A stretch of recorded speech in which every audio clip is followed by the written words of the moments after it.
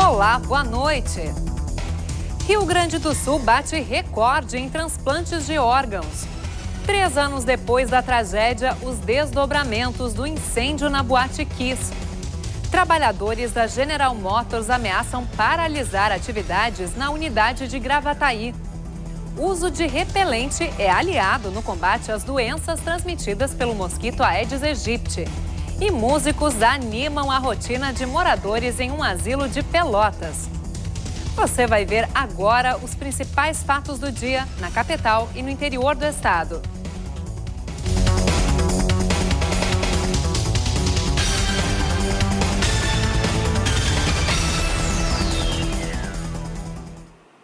O número de transplantes de órgãos no Rio Grande do Sul foi recorde em 2015. Mais de 2.200 cirurgias, a maioria envolvendo doação de rins. A Secretaria da Saúde apresentou os dados hoje e anunciou um novo programa de acesso a medicamentos de uso contínuo para os transplantados. Mireia tem apenas 12 anos e há pouco mais de 2 vive como transplantada. O rim que recebeu salvou a sua vida. Minha pressão subia, eu ficava com mal-estar, ficava inchada, ficava tudo. Não conversava com meus amigos, não ia para a escola. Um monte de coisa. E agora tudo? Tudo normal. Vou para a escola, tomo água, que não podia tomar água, né? Corro. Hoje, o Rio Grande do Sul é um dos estados mais eficazes na doação de órgãos. O rim é o mais procurado. Em outubro do ano passado, a fila de espera registrava 882 pacientes.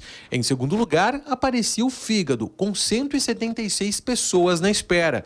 Segundo dados da Secretaria Estadual de Saúde, o ano de 2015 marcou um recorde no número de transplantes. Foram 2.274, 557 apenas de rins. Parte das doações vieram de familiares vivos dos pacientes, outra de pessoas com morte cerebral atestada por uma equipe médica. E é justamente aí que mora um antigo problema. De todos os obstáculos que se pode enfrentar para a doação de órgãos de pacientes com morte encefálica diagnosticada, um dos principais é a conscientização das famílias. Só no ano passado, em 40% dos transplantes não realizados, o motivo foi justamente a falta de autorização dos familiares. Mas o Estado tem trabalhado para mudar essa realidade. Todo o trabalho de conscientização das famílias e pedir para que as pessoas em vida se coloquem como doadoras de órgão, para que na eventualidade de um evento que possa colocar essa pessoa em morte encefálica, a família tenha conhecimento de que ela é um doador. Esse é o aspecto mais importante. Não adianta assinar um documento e não transformar isso numa informação para a família, porque em última análise quem vai autorizar é o familiar. A partir de hoje, o Estado lança uma nova política de dispensação de medicamentos para transplantados. O hospital que quiser aderir poderá entregar os medicamentos para os pacientes na própria unidade onde são feitos os exames de revisão. Até então, o transplantado precisava ir até a farmácia buscar os remédios necessários para o tratamento. A taxa de desemprego na região metropolitana de Porto Alegre cresceu quase 50% entre 2014 e 2015. É a maior alta dos últimos 23 anos. Conforme a Fundação de Economia e Estatística, o indicador chegou a 8,7% no ano passado, o que representa 169 mil desempregados. Os setores que mais fecharam postos de trabalho foram indústria, comércio e construção. Já quem permaneceu no emprego viu sua renda diminuir mais de 8%. A instabilidade aumenta na região metropolitana nesta quinta-feira. Em Porto Alegre, tem chance de chuva a partir da tarde, máxima de 29 graus. A previsão do tempo é a mesma para Novo Hamburgo, mas as temperaturas sobem um pouco mais, podem chegar a 30 graus. Já no litoral norte, não deve chover. Em Tramandaí, o dia vai ter predomínio de tempo nublado e os termômetros não passam dos 27. A tragédia da Boate Kiss completa hoje 3 anos. Durante a madrugada, familiares e amigos fizeram uma vigília em frente à casa noturna de Santa Maria, onde 242 pessoas perderam a vida. Na fachada da antiga boate, eles grafitaram a frase "Omissão mata" e cobraram justiça. Também foram feitas orações e uma caminhada em protesto contra a impunidade. Logo mais às 8 da noite, vai ser realizado um ato ecumênico em homenagem às vítimas. E como consequência da tragédia, há hoje uma preocupação maior com a segurança contra incêndio nas construções e casas de eventos. A TV Unicinos, nossa parceira em São Leopoldo, foi conferir o desenvolvimento de pesquisa sobre esse assunto. A tragédia na Boate Kiss, em Santa Maria, no dia 27 de janeiro de 2013, fez 242 vítimas e trouxe à tona a necessidade de uma legislação de segurança contra incêndios no Brasil. Há um divisor de águas na construção civil a partir da norma de desempenho, A implantação da norma de desempenho ou a exigência de as construções atenderem um desempenho mínimo esperado. Até então, não se tinha essa preocupação. O assunto também passou a ganhar mais relevância nas universidades. Um exemplo é o Instituto Tecnológico em Desempenho e Construção Civil, desenvolvido há 2 anos na Unicinos, em São Leopoldo. O objetivo principal é unir a pesquisa com a prática, desenvolvendo produtos e soluções que ofereçam mais segurança nas construções. Hoje, no país, existem apenas 2 laboratórios semelhantes que estão em plena operação. São laboratórios complexos, caros de serem criados, que demandam uma equipe técnica qualificada. Então, no resto do país ainda está desenvolvendo de forma mais lenta, Aqui a gente vem avançando bastante, já vem se criando uma série de pesquisas, uma série de trabalhos com empresas. No instituto, que se dedica a todo o desempenho das construções, a área de segurança contra incêndio é dividida em 2 partes. Uma delas é a de reação, em que são analisados como os materiais de revestimento reagem frente ao incêndio. Nesse laboratório, a gente analisa o comportamento do material quando é excitado por uma ponta de chama, como um cigarro sendo jogado no material que a gente não sabe qual é, ou inclusive aquele anteparo de fogo do que ocorreu na Boate Kiss, para saber se esse material primeiro pega fogo e, se ele pegar fogo, se ele vai ou não propagar o fogo e contribuir para o desenvolvimento do incêndio. Outro ponto diz respeito à resistência do material quando o incêndio já está acontecendo. Um dos espaços reservados para a área de segurança contra incêndio inclui este forno vertical. Nele são testadas as estruturas de pilares e paredes em amostras de tamanho real, como esta de 3 metros de altura. O material é analisado em 3 diferentes aspectos: a estabilidade, o isolamento térmico e a estanqueidade. Ou seja, se pode ocorrer o vazamento de gases quentes para o outro lado. A partir dos testes realizados, é possível definir quais os melhores destinos para esses materiais nas construções, já que o Instituto atende demandas do mercado. Mas a principal conquista de prevenção, segundo a equipe, está voltada à conscientização. A conscientização é cada dia maior, tanto das empresas quanto dos projetistas e até dos usuários, Os usuários já começam a criar uma cultura maior de saber onde estão indo, de saber daqui a pouco onde é uma rota de fuga, uma porta de emergência, um extintor de incêndio, ou seja, itens que talvez passassem desapercebidos alguns anos atrás. Amanhã o tempo fica instável no norte gaúcho. Na serra, o sol aparece pela manhã, mas pode chover a partir da tarde. As temperaturas não passam dos 26 em Caxias do Sul. A chuva deve começar à tarde também em Passo Fundo, onde faz calor de 30 graus. A máxima se repete em Ijuí, que vai ter um dia de tempo instável e abafado, com aberturas de sol apenas pela manhã. E ainda nesta edição, veja a alegria dos moradores de um asilo de Pelotas. Eles receberam a visita de uma orquestra de metais. E logo após o intervalo, o uso de repelente auxilia no combate às doenças transmitidas pelo mosquito Aedes aegypti. Nós já voltamos. O que foi?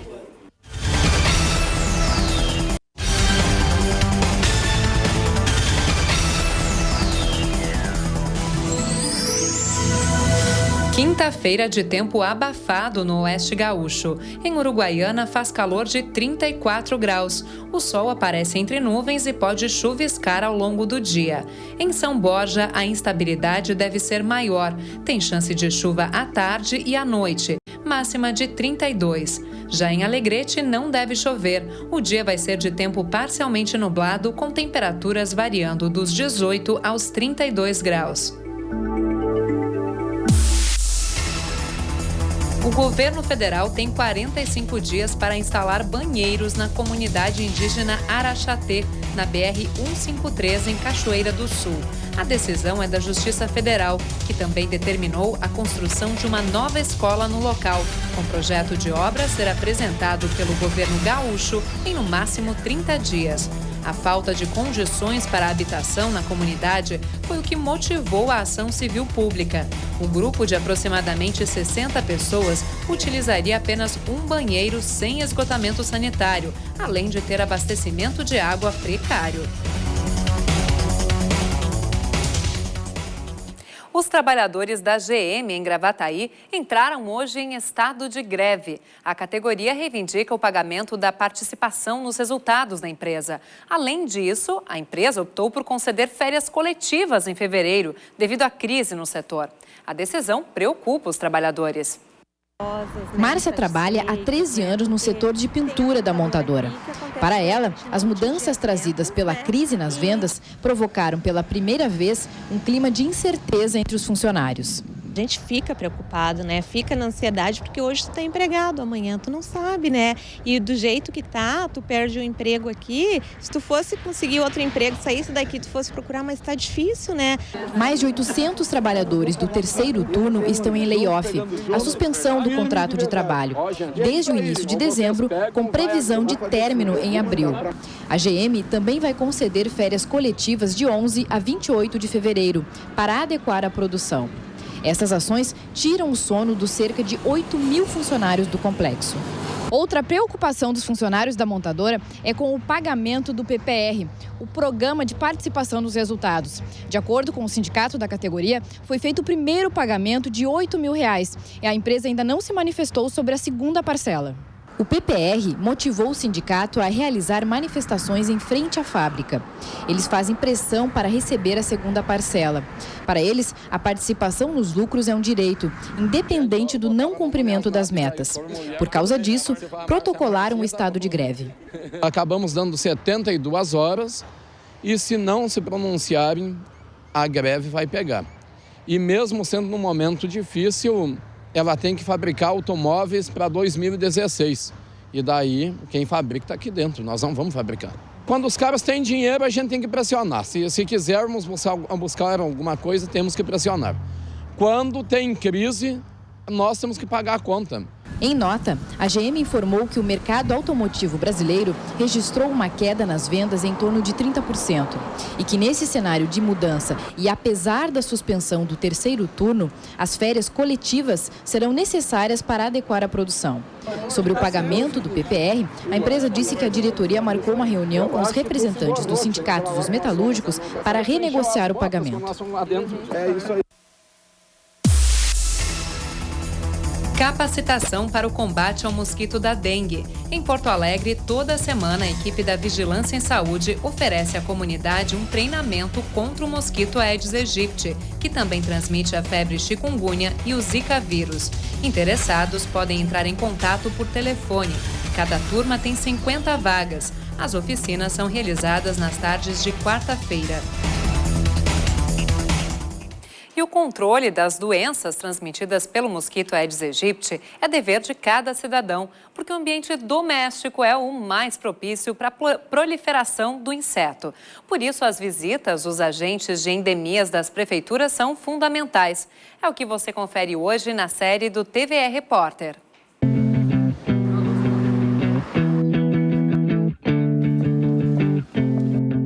Com licença. Olá, como está? Tudo bem? Fernando, Sandro, agente de endemias. Muito prazer. Visitar sua residência. Das ordens, pode entrar. Os agentes de endemia são multiplicadores da principal estratégia contra dengue, chikungunya e zika vírus: eliminar possíveis focos de água parada nos domicílios. Tá tudo meio desarrumado. Não, mas está correto.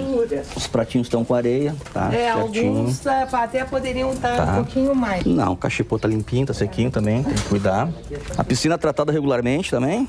Sim, com cloro. Cloro, tá bem limpinho. A bromélia. Ela tá com terrinha, a senhora tá colocando terra aqui, né? Eu coloco terra aí. Isso. O ideal seria...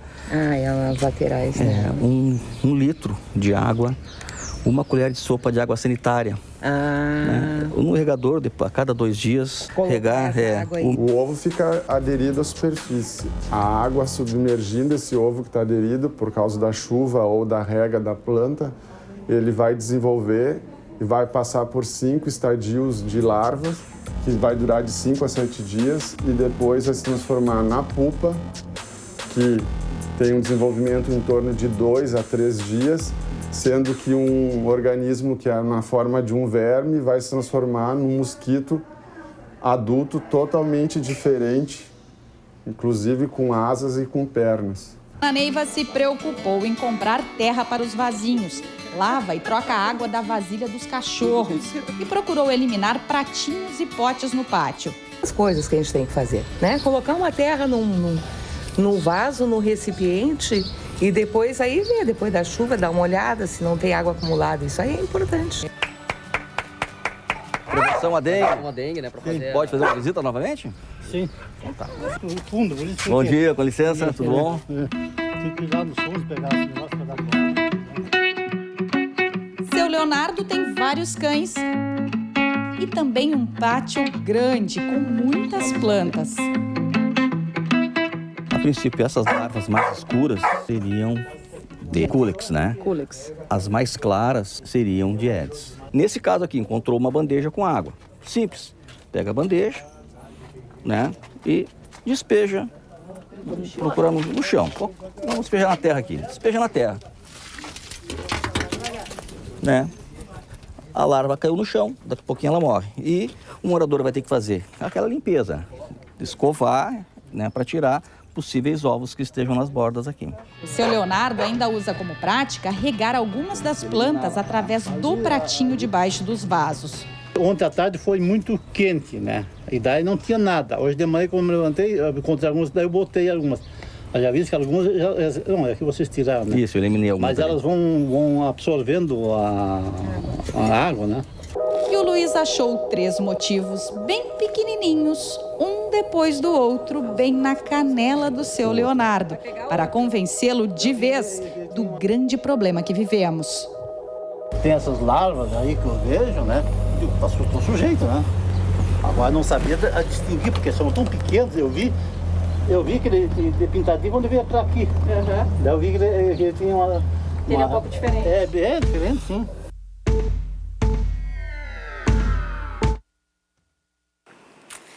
E mais de 9 mil gestantes gaúchas cadastradas no programa Bolsa Família vão receber repelente de graça para se proteger contra o mosquito Aedes aegypti. O uso regular do produto é um importante aliado no combate às doenças transmitidas pelo inseto.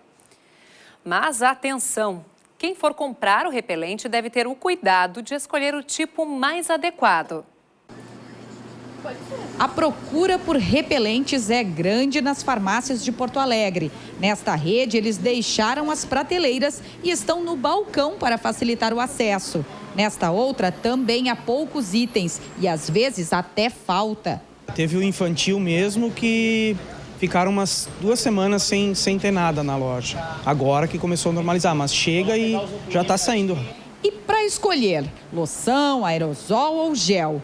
Na verdade, a base do produto fica pela preferência de quem vai usar. O importante é o princípio ativo. A gente tem 3 principais princípios ativos, que é a icaridina, o DET e o IR3535. Cada um tem um tempo de duração para repelir o mosquito. É importante saber o tempo de duração para ir cada vez reaplicando. As marcas mais comuns com duração entre 4 e 6 horas são do tipo DET, que tem concentrações mais baixas para as versões infantis. O IR 3535 precisa ser reaplicado a cada 2 horas e é indicado para gestantes e bebês de 6 meses a 2 anos. Já a única marca comercial à base de Caridin, que dura até 10 horas, também usada por grávidas e crianças, praticamente não se encontra em Porto Alegre. O importante é estar protegido. Se te perguntar se há alguma absorção, a absorção existe, mas é mínima e o risco para a pessoa é mínimo. É importante salientar, o risco, principalmente uma mulher grávida, uma pessoa, de pegar uma doença é muito, muito maior do que o risco do par-efeito do repelente. Então, usem repelente. Dona Sônia é alérgica a mosquitos e já incorporou o repelente à rotina. Agora tem mais motivos, não só pelo risco da dengue e da febre chikungunya, mas pela consciência em relação ao Zika vírus e à microcefalia. Não tem risco para ti, por exemplo, de gravidez, mas tu é responsável pelos próximos, né? De repente uma criança nasce com um problema desse, tu é responsável, tu deixou aquela água ali. A receita de quem usa é fazer da prevenção um hábito. Na hora que tu coloca isso como rotina, que nem um protetor solar que a gente coloca de manhã antes de sair de casa, já põe o repelente e tá resolvido.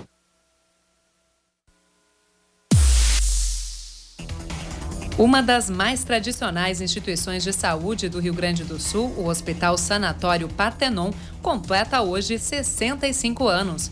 Inaugurado em 1951 durante a campanha nacional contra a tuberculose, ele é uma referência na atenção a portadores de doenças pulmonares. Também desenvolve pesquisas para o tratamento da AIDS e das hepatites, além de atender usuários de tabaco, álcool e entorpecentes. Possui atualmente 60 leitos, a maioria destinada a pacientes internados por motivos psicossociais.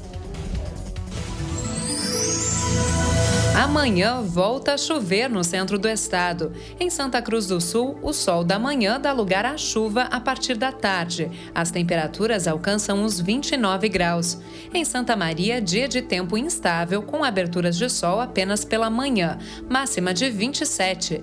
Em Cachoeira do Sul, a instabilidade aumenta depois do meio-dia. Faz calor de 30 graus e pode chover à tarde e à noite.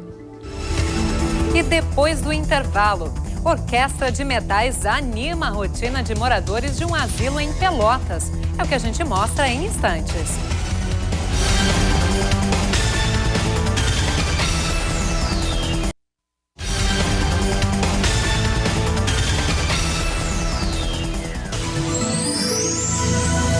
Quinta-feira de tempo firme no sul do estado. Em Bagé, dia ensolarado com termômetros na casa dos 30 graus à tarde.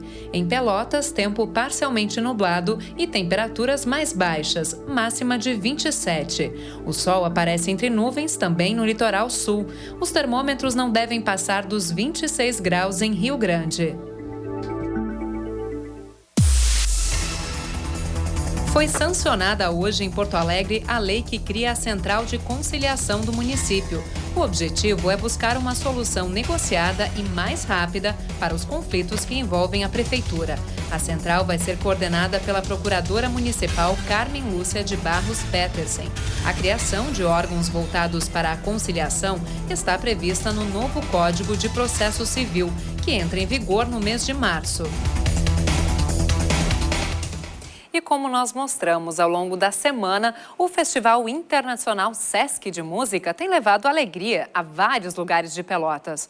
Uma alegria que se transformou em emoção para os velhinhos internos de um asilo do município. A reportagem é da TV UCPEL, nossa parceira no sul do estado. Uma visita inesperada no Asilo de Mendigos de Pelotas. A classe de eufônios do Festival Internacional Sesc de Música fez uma apresentação aos moradores.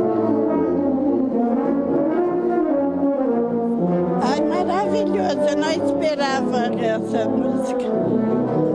Dá um nó no coração. Muito bom, isso aí é um incentivo muito bom pra gente.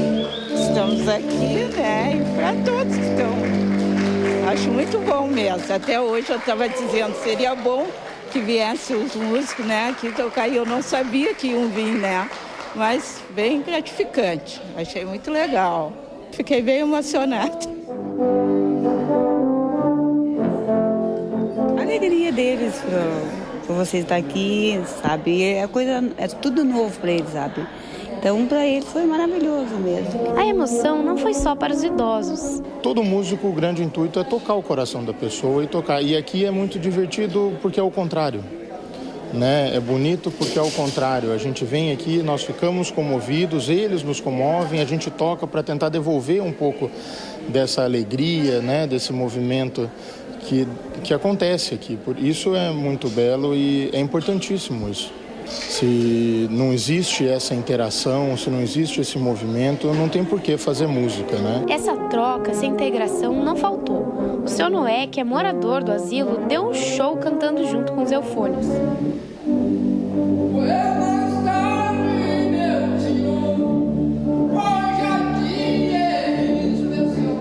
Eu sempre represento o asilo, pra mim é bom, viu?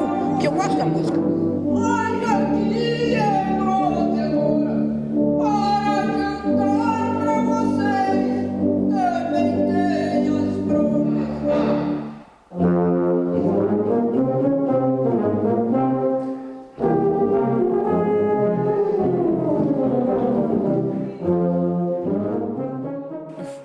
Nós voltamos amanhã às 7 da noite com novas informações. Uma boa noite para você e até lá!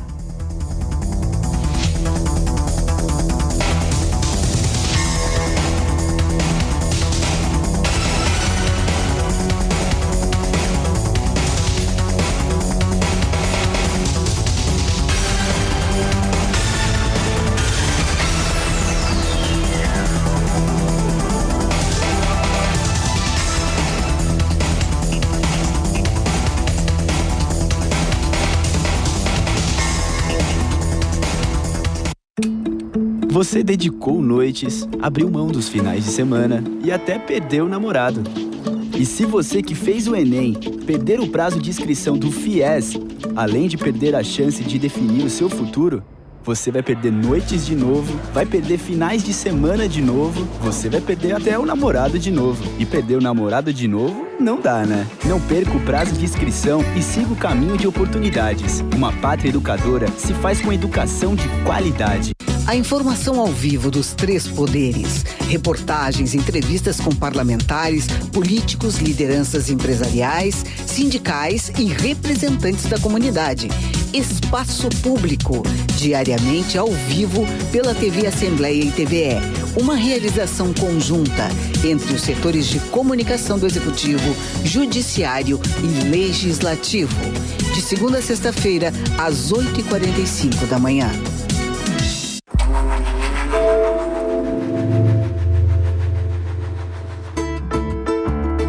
Olá! No programa de hoje, um tema pouco debatido, mas de muita relevância, de muita importância.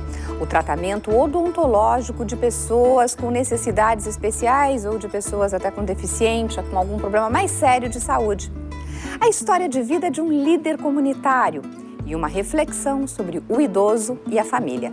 O Cidadania está no ar.